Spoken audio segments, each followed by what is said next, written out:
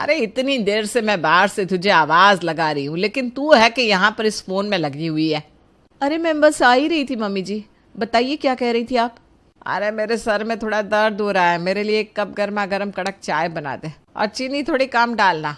अच्छा ठीक है, आप अपने कमरे में जाकर आराम करिए, मैं बस थोड़ी देर में चाय बनाकर लाती हूँ। नीतू चाय बनाने के लिए किचन में जाती है, लेकिन वहां पर भी अपने साथ अपना फोन लेकर जाती है।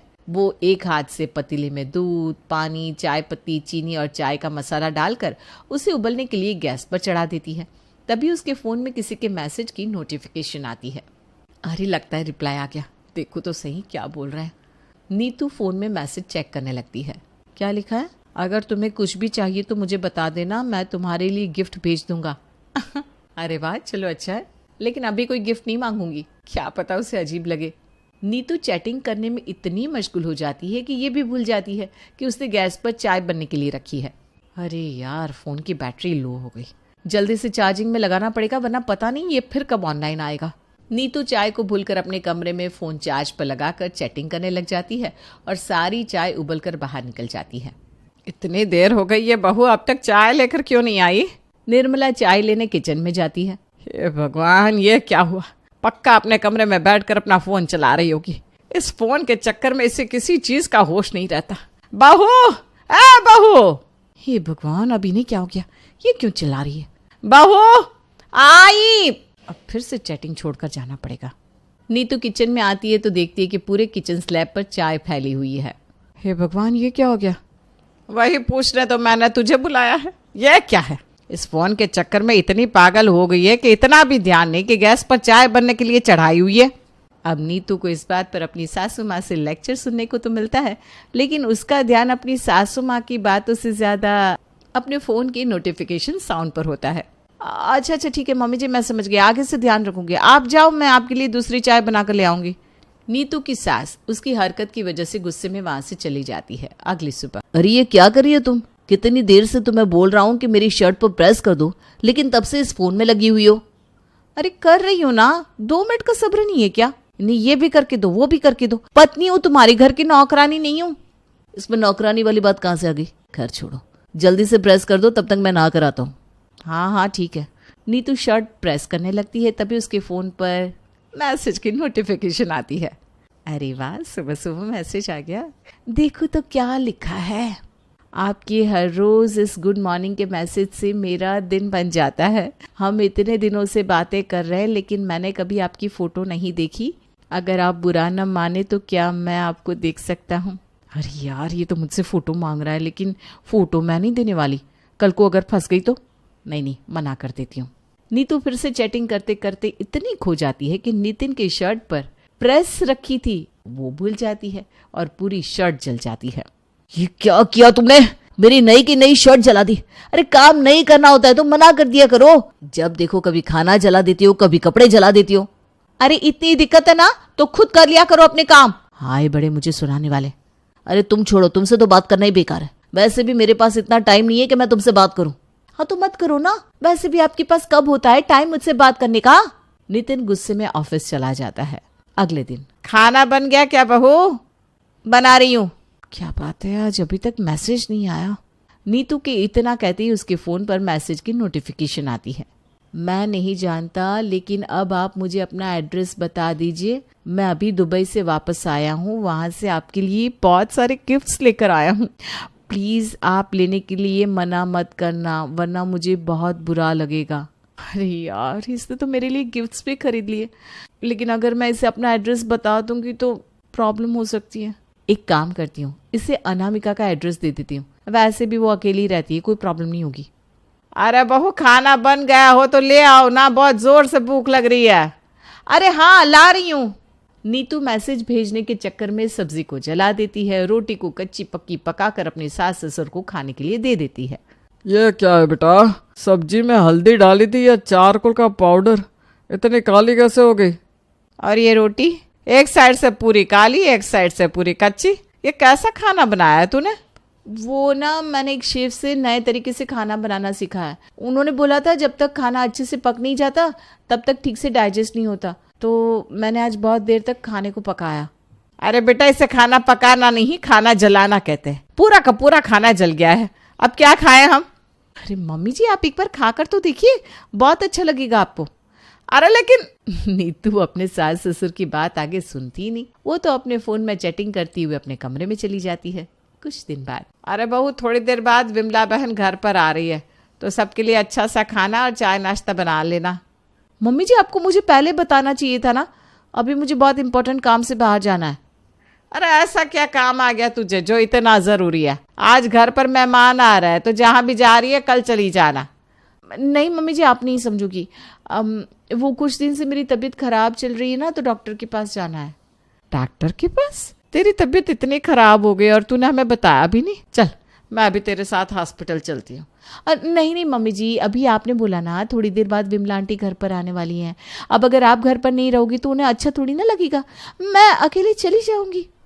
नीतू हॉस्पिटल का बहाना बनाकर अपनी फ्रेंड अनामिका के घर जाती है।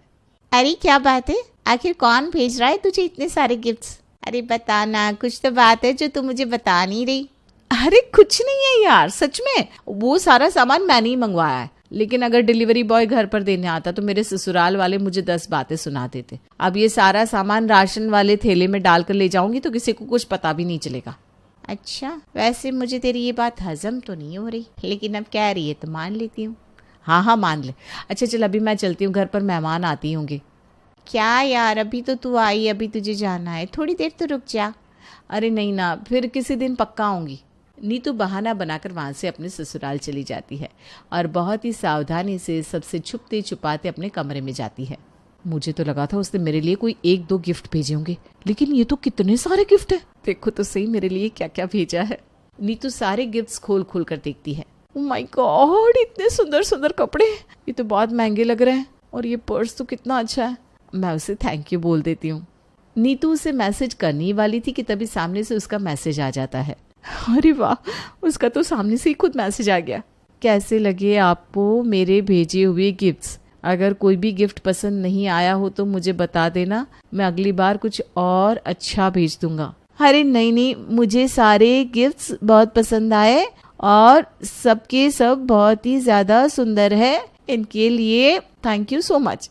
नीतू अपने पूरे कमरे में गिफ्ट्स को फैलाए हुए चैटिंग कर रही थी, तभी उसकी सासू माँ वहां पर आती है। अरे तू तो हॉस्पिटल गई थी ना बेटा, इतनी जल्दी घर पर कैसे आ गई? और ये कमरे में इतना सारा सामान क्यों फैलाया हुआ है? तू हॉस्पिटल गई थी या शॉपिंग पर? अरे नहीं मम्मी जी, गई तो मैं हॉस्पिटल ही थी, लेकिन जिस डॉक्टर के साथ मेरी अपॉइंटमेंट थी आज वो आ नहीं पाया तो मैं घर आ गई। फिर सोचा कि थोड़ी सफाई कर लेती हूँ, तो बस अलमारी साफ कर रही थी। वैसे विमला आंटी कब तक आएंगी? नहीं बेटा, उससे कुछ काम पड़ गया तो वो बाद में आएगी।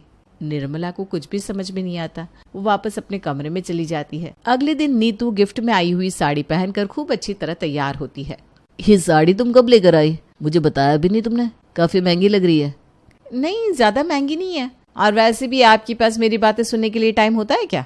तुमसे तो सीधे मुंह बात करनी बेकार है, इसलिए मैं तुमसे कभी बात ही नहीं करता। और वैसे भी तुमसे बात करने के अलावा मुझे और बहुत इंपॉर्टेंट काम है। ना ही नीतू नितिन को सीधे मुंह जवाब देती और वो भी हर बार की तरह उसे इग्नोर करके चला जाता है। कुछ दिन बाद, बहू, ए बहू आई। लगता है सीधे कल ही बात हो पाएगी। अब नीतू अपनी सासू माँ के पास जाती है। जी बोलिए मम्मी जी। बेटा 2 दिन बाद क्षितिज और सीमा आ रहे हैं। क्षितिज के ऑफिस का ऑफ है कुछ दिन के लिए, तो वो दोनों यहीं रुकेंगे। जब से उसकी नौकरी लगी है तब से घर आया ही नहीं। बेचारे का काम ही ऐसा है, पर अच्छा है छुट्टियों में यहाँ आ रहा है। अरे वाह, बहुत बढ़िया। घर में देवरानी जी आएंगी तो मुझे भी थोड़े दिनों के लिए कुछ मदद हो जाएगी और मेरा भी मन लग जाएगा। नीतू अपने देवर देवरानी के लिए उनका कमरा रेडी कर देती है। रात को सबके खाना खाने के बाद नितिन अपने लैपटॉप पर काम में लग जाता है और नीतू फोन में चैटिंग करने में। मैं इतने दिनों से देख रहा हूँ तुम्हें, लेकिन मुझे समझ में नहीं आता आखिर तुम हर टाइम फोन में करती क्या हो? ना तो तुमने कोई हेडफोन लगाया है, ना ही तुम कोई वीडियो देख रही हो, तो आखिर फोन में क्या कर रही हो? गेम खेल रही हूँ। कोई प्रॉब्लम है क्या? अरे तुम कुछ भी करो, मुझे क्या प्रॉब्लम होगी? मुझे नींद आ रही है, मैं सोने जा रहा हूँ। अच्छा, वैसे अगले हफ्ते मेरा बर्थडे है, तो 1-2 दिन के लिए कहीं बाहर हॉलीडे पर चले? मेरा मन है कि इस बार अच्छे से बर्थडे सेलिब्रेट करूं। अरे अब तुम कोई छोटी बच्ची हो क्या जो तुम्हें अपना बर्थडे सेलिब्रेट करने के लिए बाहर जाना है? देखो मेरे पास इतना टाइम नहीं है कि मैं तुम्हारे बर्थडे के लिए 2-3 दिन के लिए बाहर जाऊं, या इवन मेरे पास तो उस दिन भी टाइम नहीं है। बहुत इंपॉर्टेंट मीटिंग है मेरी। Good night. नीतू मुंह बनाकर फिर से फोन में चैटिंग में लग जाती है। 2 दिन बाद उसके देवर देवरानी घर पर आते हैं। नीतू उनके लिए नाश्ता लेकर आती है और जानबूझकर सर पकड़कर बीमार होने की एक्टिंग करती है। अरे दीदी क्या हो गया, आपने सर क्यों पकड़ा है? आपकी तबीयत तो ठीक है ना? अरे पता नहीं, सुबह से बहुत चक्कर जैसे आ रहे हैं, सर में दर्द भी हो रहा है। अरे क्या तू भी ना बहू, तेरी तबीयत खराब होती है और तू हमें बताते भी नहीं। जाकर कमरे में आराम कर। जी मम्मी जी। नीतू बहाना बनाकर अपने कमरे में जाती है और फिर से चैटिंग करनी शुरू कर देती है। और वहाँ बाहर डाइनिंग टेबल पर सबके साथ बैठा उसका देवर क्षितिज भी फोन में ही लगा रहता है। ये सब क्या है बेटा? हम सब इतने दिनों बाद मिले हैं, तो इतने दिनों बाद घर आया है और इस फोन में लगा हुआ है। थोड़ी देर हमसे भी बात कर ले। अरे नहीं पापा, ऐसी कोई बात नहीं है। वो तो बस ऑफिस के इम्पोर्टेंट मैसेज आ गए थे तो उनका रिप्लाई कर रहा था। मैं अभी जरा एक इम्पोर्टेंट मीटिंग में हूँ, आपसे बाद में बात करता हूँ। अरे यार, अभी ही तो बात करने का टाइम था। वैसे भी घर पर ये लोग आ गए, पता नहीं बात करने का टाइम मिलेगा भी या नहीं। इसी तरह कुछ दिन बीतते हैं। कुछ दिन बाद, ये वाली साड़ी कितनी अच्छी लगती है मुझ पर। उन्होंने तो कभी मुझे देखा भी नहीं, उसके बाद भी मेरे लिए इतने अच्छे अच्छे कपड़े भेजे जो मुझ पर इतने सुंदर लगते हैं। नीतू अपना फोन लेकर चैटिंग करती हुई किचन में जाती है और सारा ध्यान फोन में होने की वजह से अपनी देवरानी से टकरा जाती है। अरे क्या हो गया दीदी, ऐसा क्या इम्पोर्टेंट देख रही हो फोन में जो मुझ पर भी आपका ध्यान नहीं गया? अरे कुछ नहीं, वो बस मेरी फ्रेंड मार्केट में साड़ी की दुकान के बारे में पूछ रही थी ना, तो वही बता रही थी। वैसे आपकी तरह क्षितिज जी भी फोन में इसी तरह खो जाते हैं, फिर उन्हें सामने कोई दिखाई नहीं देता। पर हाँ, आपकी साड़ी बहुत सुंदर लग रही है। कहाँ से खरीदी आपने? ये तो मेरी माँ ने मुझे दी थी। अच्छा, काफी अच्छी है। दोनों देवरानी जेठानी नाश्ता बनाकर सबके लिए लेकर आती है। तभी क्षितिज का ध्यान नीतू की साड़ी पर पड़ता है। ये साड़ी तो बिल्कुल वैसी लग रही है जैसे मैंने उसके लिए भेजी थी, लेकिन ये साड़ी भाभी के पास कैसे आ गई? आपकी साड़ी बहुत अच्छी लग रही है भाभी, भैया लेकर आए थे क्या? अरे नहीं, ये मेरी मम्मी ने मुझे दिलाई थी। आज क्या हो गया है सबको, सब मेरी साड़ी के पीछे क्यों पड़ गए? कुछ दिन बाद, अरे मैसेज क्या लिखा है? मैं अभी दिल्ली आया हुआ हूँ, तो सोच रहा हूँ कि हम दोनों मिल लेते हैं। मैं आपको वेस्टर्न कैफे में मिलूंगा। वैसे भी आज देवर जी तो अपने दोस्तों के साथ बाहर गए हुए हैं। नितिन जी की भी मीटिंग है और सीमा भी अपने फ्रेंड्स के साथ शॉपिंग पर गई है, तो मैं तो मिलने के लिए जा सकती हूँ। जल्दी से रेडी होकर आती हूँ। नीतू नहाने के लिए जाती है, तभी नितिन वापस घर पर अपना लैपटॉप का चार्जर लेने आता है। वो देखता है कि नीतू के फोन पर बार बार किसी के मैसेज की नोटिफिकेशन आ रही है, तो वो उसका फोन उठाकर नोटिफिकेशन से मैसेज रीड कर लेता है जिसमें उनके मिलने की लोकेशन लिखी थी। अच्छा, तो ये बात है, इसीलिए हमेशा फोन में लगी रहती थी। आज रंगे हाथों पकड़ूंगा उसे। नितिन नीतू का फोन वैसे ही रख देता है और घर के बाहर छिपकर उसके बाहर आने का वेट करता है। नीतू जैसे ही घर से निकलती है, वैसे ही नितिन भी उसका पीछा करते करते वहां पहुंच जाता है। नीतू वहां पर जाकर ऑलरेडी बुक की हुई टेबल पर बैठ जाती है। तभी वहां पर उसका देवर क्षितिज उसके सामने आकर बैठ जाता है। दोनों जब एक दूसरे को देखते हैं तो शर्म के मारे कुछ बोल ही नहीं पाते। भाभी आप? तुम?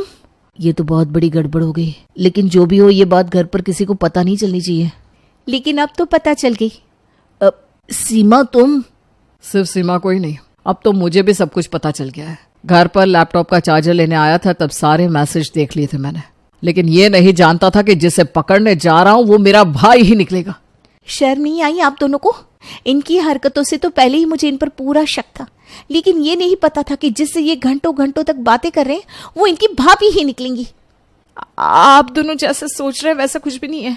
हम दोनों को तो पता भी नहीं था कि हम दोनों आज तक किससे बात कर रहे हैं, और सच कहूं हम दोनों बस एक दूसरे से एक अच्छे दोस्त की तरह बात करते थे। मेरे होते हुए तुम्हें किसी और से बात करने की जरूरत क्या पड़ गई? ठीक कहा भैया ने, जब आपकी शादी मुझसे हुई तो आपको मेरे सिवा किसी और की जरूरत क्यों पड़ी? क्योंकि तुमने मुझे कभी टाइम ही नहीं दिया। जानता हूँ आजकल करियर बहुत इंपॉर्टेंट होता है, लेकिन इसका मतलब ये तो नहीं कि तुम अपने पार्टनर को घर में रखे हुए सामान की तरह समझने लग जाओ। कभी 2 मिनट बैठकर बात भी करती हो तुम मुझसे? जब देखो तब सिर्फ और सिर्फ अचीवमेंट के पीछे भागती रहती हो। हमारे रिश्ते के लिए तुम्हारे पास टाइम ही नहीं है। सच कहा, काम में हमेशा ये भी इतने उलझे रहे कि मुझसे बात करनी तो क्या, मेरी तरफ देखना भी छोड़ दिया। जब मुझे आपका टाइम चाहिए था तो कभी आपने मुझे टाइम नहीं दिया, हमेशा मुझसे दूर भागते रहे। अकेले घुटन होने लगी थी मुझे।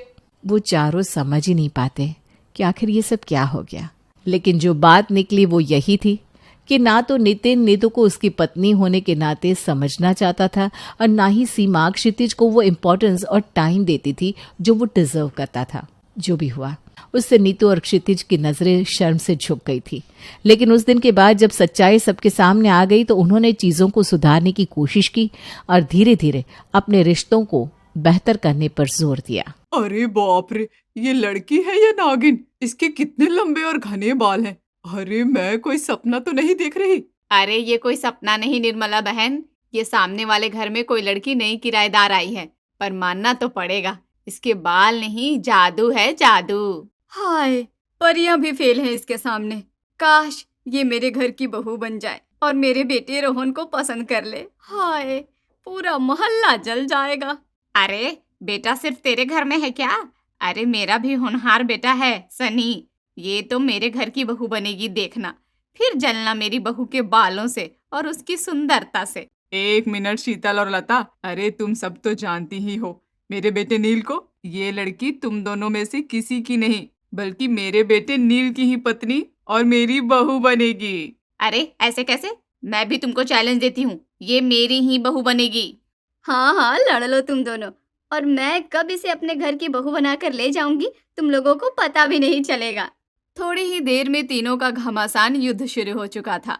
ये लड़की थी जिसका नाम था रोज, जो नई नई इस मोहल्ले में आई थी और बालकनी में खड़े होकर अपने खूबसूरत बाल संवार रही थी। क्या हुआ मम्मी जी, आप इतने गुस्से में क्यों हो? और बाहर से आपके चिल्लाने की आवाज भी आ रही थी। अरे गुस्सा तो आएगा ना जब कोई मेरी होने वाली बहू पर नजर डालेगा। होने वाली बहू? कौन मम्मी? अभी तक मेरा रिश्ता, शादी या फिर कुछ भी नहीं है। नहीं है, जानती हूँ, पर मैंने तेरे लिए लड़की पसंद कर ली है। पर गुस्से वाली बात यह है कि पड़ोस की शीतल और लता भी उसे अपनी बहू बनाना चाहती है, पर मैं भी निर्मला हूँ, उस लड़की को अपनी बहू बनाकर ही छोड़ूंगी। अरे अरे ओए मम्मी, मैं ऐसे ही किसी से शादी नहीं करूंगा। जब भी करूंगा अपनी ही पसंद की लड़की से करूंगा, बता रहा हूँ, वरना तो घर छोड़ के चला जाऊंगा। जहाँ जाना है वहां जाओ, पर बहू तो मैंने चुन ली है। तो आप भी सुन लो, मैं नहीं करने वाला, नहीं करने वाला, नहीं करने वाला। इतना बोलकर नील घर से बाहर निकल जाता है। उधर शीतल और लता भी अपने अपने बेटों को पट्टी पढ़ा रही थी।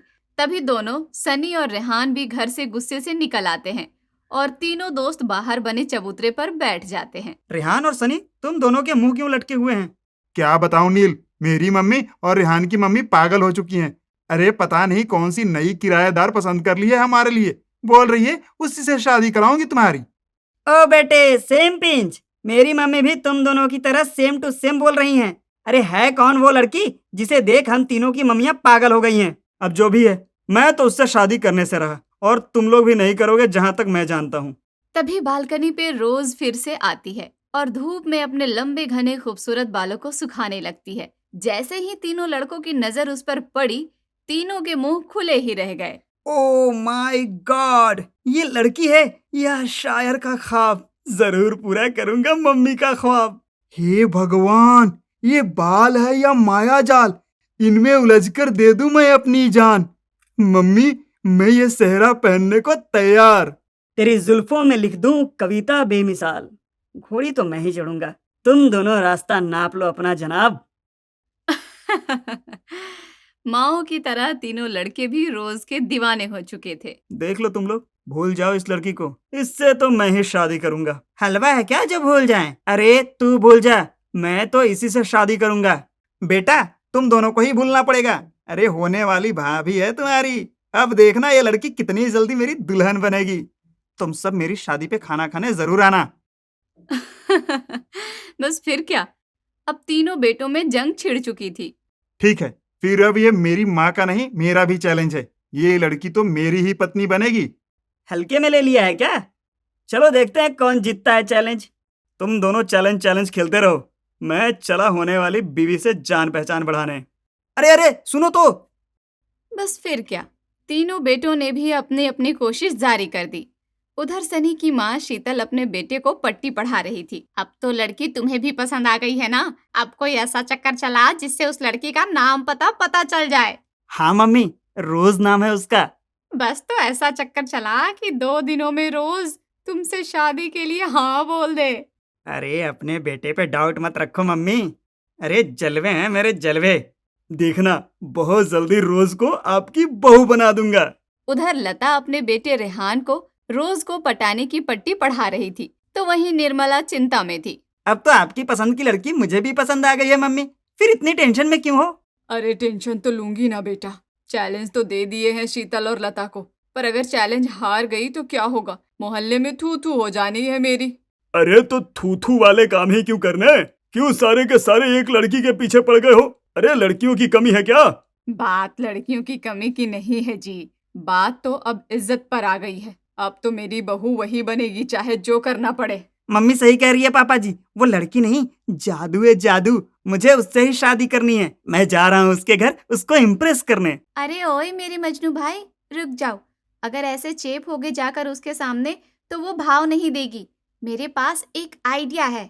अरे तो आइडिया है तो बोल ना, कब से मेरा टेंशन से बीपी हाई हो रहा है, जल्दी बता। मम्मी, सनी भैया और रेहान भैया भी रोज को पटाने का ट्राई करेंगे, भाई भी सेम करेंगे, तो क्या फायदा? वो उन दोनों की तरह भाई को भी लूजर ही समझेगी। लूजर किसको बोला तूने? अरे बड़ा भाई हूँ तेरा, और क्या रोज रोज बोली जा रही है? भाभी है वो तेरी, इज्जत से नाम ले जरा। अरे भाई, सॉल्यूशन पे ध्यान दो ना। सोनी बेटा, तू भी इन लोगों के साथ मिल गई। खैर जो करना है करो, वैसे भी मेरी कौन ही सुनता है। अरे आप टेंशन क्यों बढ़ा रहे हो? और सोनी तू बता, तेरा क्या आइडिया है? तो सुनो मम्मी, सोनी के आइडिया पे निर्मला खुश हो जाती है। वाह, ये हुई ना बात। सोनी तू एक डब्बे में खीर तैयार करके ले आ चल, रोज बहू से दोस्ती करने चलते हैं दोनों। अब दिखाती हूँ अपना कमाल। बस फिर क्या था, एक तरफ बेटे तो दूसरी तरफ माए रोज पर डोरे डालने लग गए थे। अब दिन रात सुबह शाम रोज ये सब सहकर उसके होश उड़ गए। रोज अपनी सहेली बानी से फोन पे, बानी सुनना यार, यहाँ मेरे साथ बहुत अजीब हो रहा है, मुझे समझ नहीं आ रहा है क्या करूँ। ऐसा भी क्या हो गया भाई, मुझे भी तो बता। अरे यहाँ की 3 औरतें हैं जो रोज मेरे घर आती हैं, कभी मेरे लिए कुछ खाने को लाती हैं, कभी कोई गिफ्ट्स, और इतना ही नहीं, उन तीनों के बेटे भी मेरे पीछे पागल हो गए हैं। कभी कोई गिफ्ट भेजता है तो कभी कोई सीटी बजाता है, नहीं तो कभी कोई गाना गाता है। तीनों मुझसे शादी को मरे जा रहे हैं। अरे तो अच्छा है ना, तू राजकुमारी भी नहीं, फिर भी तेरा स्वयंवर हो रहा है। क्या किस्मत निकली तेरी। अरे इतना मत सोच, बस उन तीनों में से जो तुझे सही लगे उस परिवार और लड़के को चुन और शादी कर ले।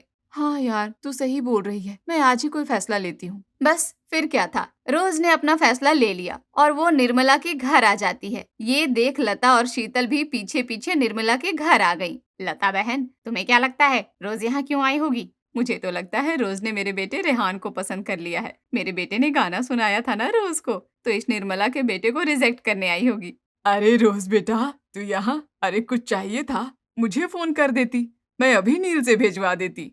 आंटी जी, कुछ लेना नहीं कुछ देना है, एक सरप्राइज। मैं आपकी बहू बनने को तैयार हूँ। मैंने इस परिवार को अपना ससुराल चुना है। हे भगवान, हमारी नाक कटवा दी। अरे क्या कमी थी मेरे सनी में? अरे 12वीं पास था। अरे मेरे बेटे को रिजेक्ट कर दिया। क्या दिखा इस नील और निर्मला में? इससे अच्छा तो मेरा रेहान ही है, इतना अच्छा गाता है। अरे क्या मन ही मन बोल रही हो? अरे अभी जाओ, बाद में आना, शादी पे बुलाएंगे। मुझे अपने होने वाली बहू से जरूरी बात करनी है। बेचारी दोनों जलते भूनते चली जाती हैं। मम्मी जी, शादी को तो तैयार हूँ, पर मेरी एक शर्त है कि मैं कोर्ट मैरिज करना चाहती हूँ। कोई धूमधाम से शादी नहीं करना चाहती। है? ये क्या बात हुई? धूमधाम से नहीं करेगी तो मोहल्ले वालों को चिढ़ाऊंगी कैसे? अरे भाई, चैलेंज जीता है मैंने। अरे जब बहू की ये इच्छा है तो कर लो ना। अरे फायदा ही है, खर्च बच जाएगा। ठीक है जी, शादी हो रही है, यही बड़ी बात है। कम से कम जीत तो गई। इन लोगों को तो कभी भी चिढ़ा लूंगी।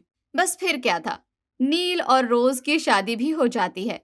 पर निर्मला थोड़ी दुखी थी क्योंकि वो शीतल और लता को चिढ़ा नहीं पाई थी। एक दिन, अरे रोज बहू देख, ये मैं खास तेल लाई हूँ वैद्य जी से। तेरे सर पे मालिश करूंगी तो तेरे बाल और ज्यादा घने और चमकदार हो जाएंगे।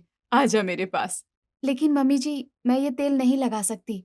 वो मैंने अभी शादी में स्मूथनिंग करवाई थी हेयर पे, तो अभी 1-2 महीने तेल नहीं लगा सकती। अरे भाभी, माँ तो सबकी मालिश करती है, सास तो किसी किसी की करती है। रोज रोज मौका नहीं मिलता, करवा लो, बाद में नसीब हो ना हो। तुम सही कह रही हो सोनी। मम्मी आप आओ, मैं आपके सर पे मालिश करती हूँ। देखना, इतना सुकून मिलेगा कि आप रोज मेरे से मालिश करवाओगी। ठीक है बहू, आजा कर दे। अगला दिन होता है। ये देखो रोज, मैं तुम्हारे लिए गिफ्ट लाया हूँ। खोल कर देखो। वाह, गिफ्ट। मैं अभी खोलती हूँ। जैसे ही रोज ने बॉक्स खोला उसमें ये तो हेयर स्ट्रेटनर है।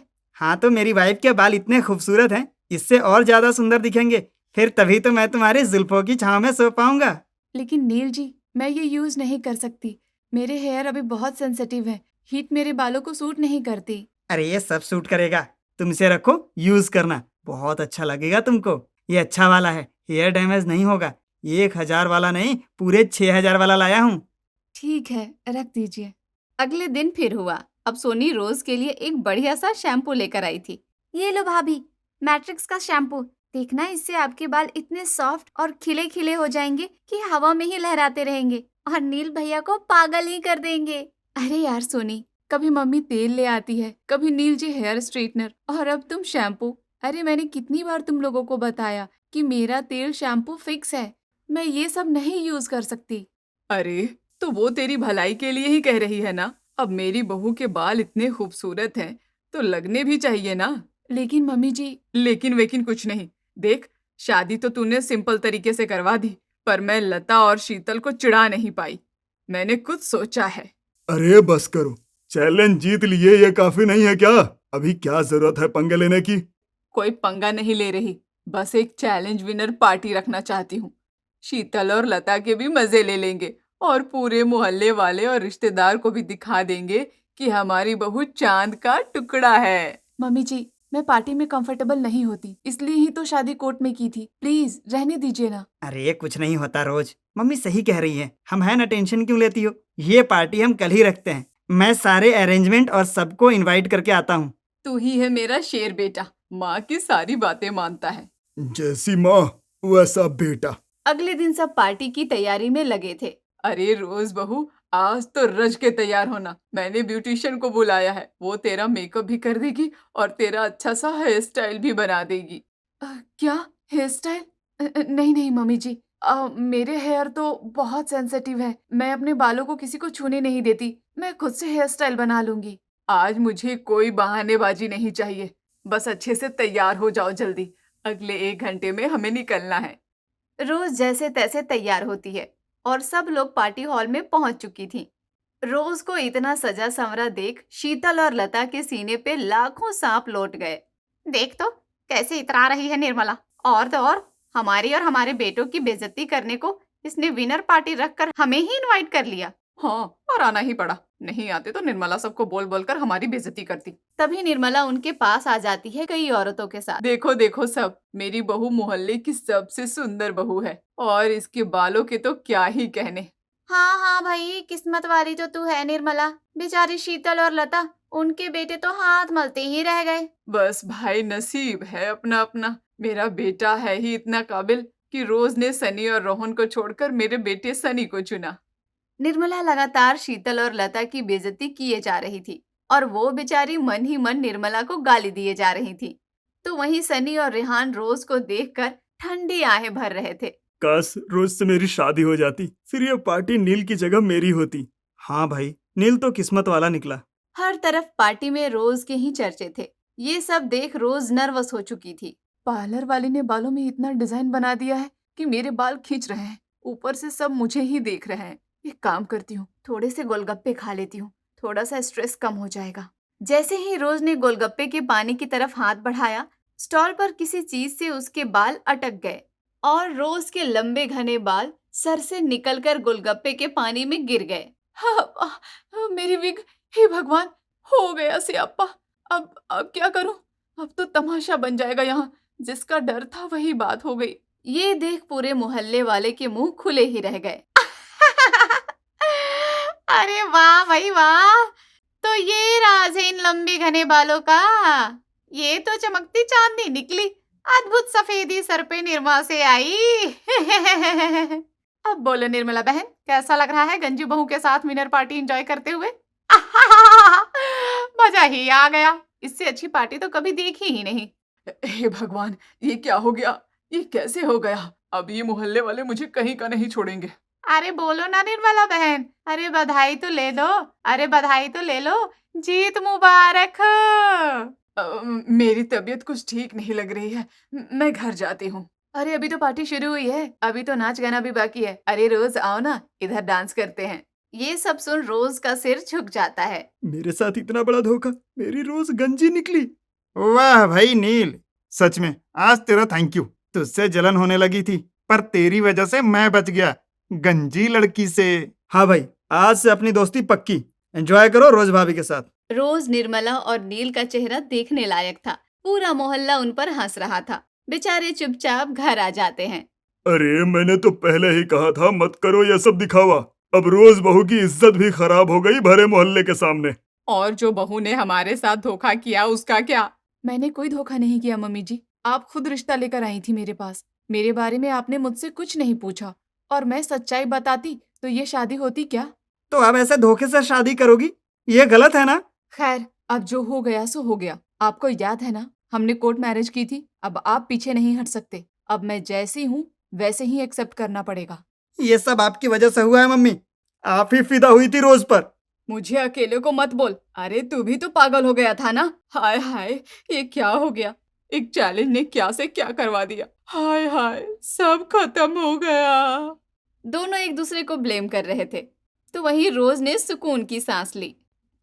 थैंक गॉड, अच्छा ससुराल भी मिल गया और ये 4 फीट की विग से भी छुटकारा मिल गया। अपने तो अब मजे हैं पतिदेव, और सासू माँ को रोना है तो रोए। शादी तो ऐश ही ऐश है।